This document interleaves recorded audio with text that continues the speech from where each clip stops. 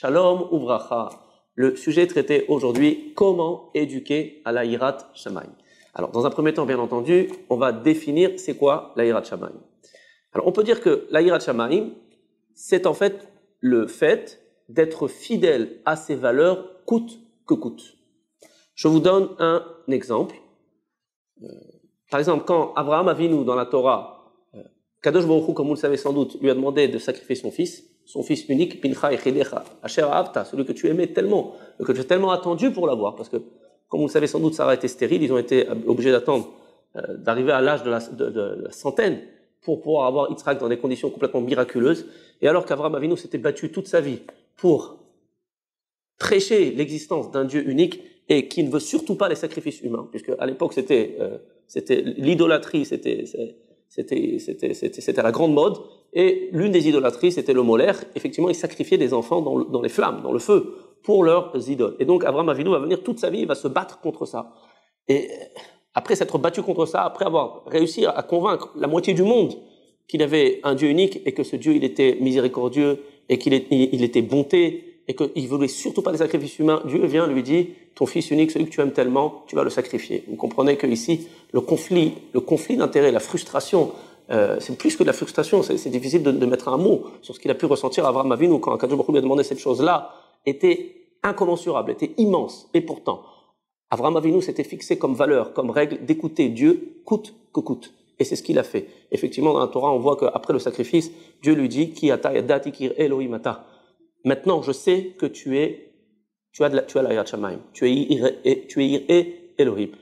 La question qu'on peut se poser, mais avec toutes les épreuves qu'il avait Abraham, est-ce qu'avant, Dieu ne savait pas qu'il était Yir'e Elohim, qu'il avait la crainte de Dieu, notamment l'épreuve avec Nimrod, quand Nimrod lui a dit, si tu crois en ton Dieu, tu vas te jeter dans la fournaise, il s'est jeté dans la fournaise. On n'y était pas encore.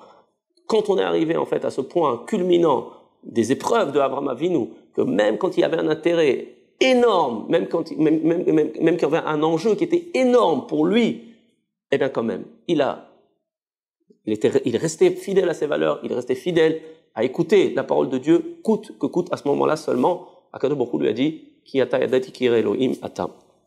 Donc ça, en fait, c'est ça la Yirat Shamayim. Je pense que même d'un point de vue philosophique, on peut dire qu'une valeur qui, en fait, va dépendre des intérêts, ou qui va dépendre de notre degré de frustration, on ne peut pas dire que c'est une véritable valeur. Je vous donne un exemple maintenant qui n'est pas forcément religieux. Imaginez-vous maintenant que vous avez un khatan et une kala qui sont sous la choupa. Et ils sont dans les nuages, ils sont contents, ils sont en train de se marier. Et puis le khatan s'approche doucement de sa kala et il lui chuchote à l'oreille, ma chère kala, je te resterai fidèle pour l'éternité jusqu'à un certain degré de frustration. Si elle est trop belle, là je ne peux pas te promettre. Qu'est-ce qu'elle fait la kala? Si elle est tunisienne, elle prend un plat de kpaïla, elle le renverse sur la tête. Si elle est marocaine, elle prend une daf, elle le renverse sur la tête, évidemment. D'accord? Ou alors imaginez-vous maintenant, si maintenant on est dans les affaires, et que vous avez maintenant,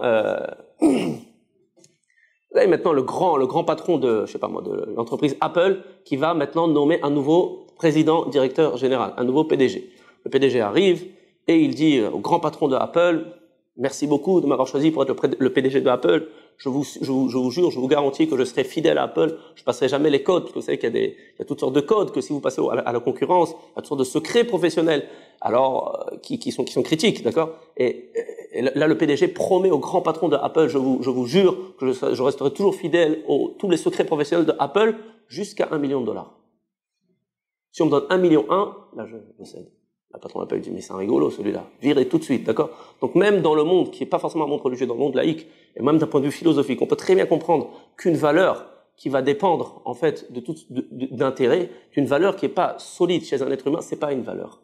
Donc, pour être un être humain digne de ce nom, avec des valeurs qui sont dignes d'être appelées valeurs, c'est évident que la Yirat Shamayim, c'est quelque chose de tout à fait indispensable. Contrairement à ce qu'on pourrait croire, on aurait tendance peut-être à croire que la Yirat Shamayim, c'est un bonus, que la Yirat Shamayim, c'est quelque chose qui est donné aux grands tzadikim, comme Baba Saleh, comme le Stapler, comme le Rav Ovadia Yosef. Pas du tout.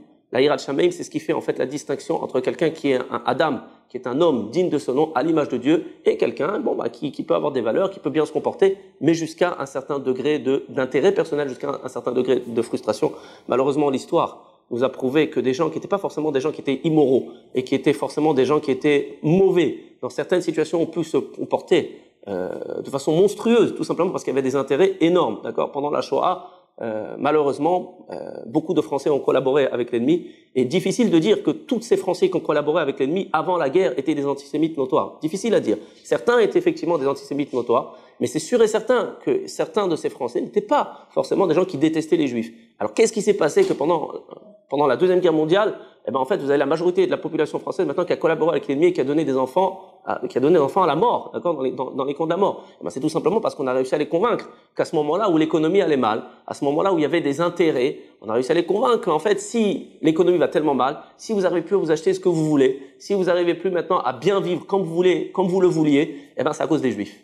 À partir de ce moment-là, les valeurs, qui étaient des valeurs, je pense, qui étaient pour la plupart des gens, on ne tue pas des enfants, on ne donne pas des enfants à la mort, eh ben les valeurs, elles s'évanouissent. Donc comprenez que sans valeurs, il n'y a plus rien qui tient. Encore un exemple qui est encore cité dans la Torah, c'est important de bien définir c'est quoi le problème de la Hirat Shamayim, avant Bichlal de parler des conséquences qu'il y a dans le domaine de l'éducation des enfants, c'est quand Avraham Avinu, encore une fois, il passe maintenant, à cause de la famine, il va aller maintenant sur la terre de Avimelech. Avimelech qui était un roi et qui avait une royauté qui était, on va dire, très civilisée par rapport à son époque. Et là, il dit à Sarah, Imrina achotiat, s'il te plaît, dis que tu es ma sœur. Pen et Argouni, de peur que les gens du pays vont me tuer. Pourquoi ils vont te tuer? Parce que, en fait, Sarah était très très belle, extrêmement belle.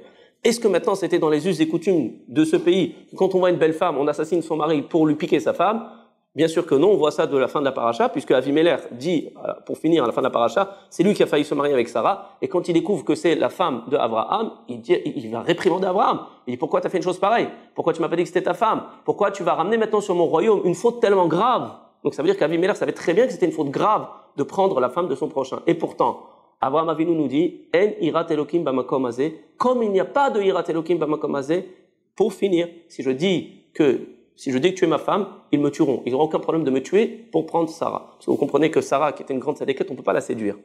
Impossible, d'accord? Donc si on ne peut pas la séduire, la seule solution qui reste, c'est tuer son mari. Pour avoir ensuite une belle veuve disponible. Encore un exemple de la Torah qui nous prouve et qui nous montre.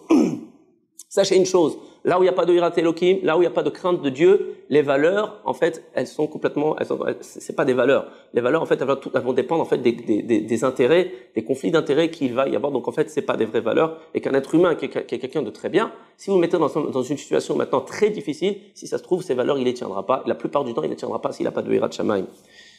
Voilà. Baruch Adonai l'olam, amen.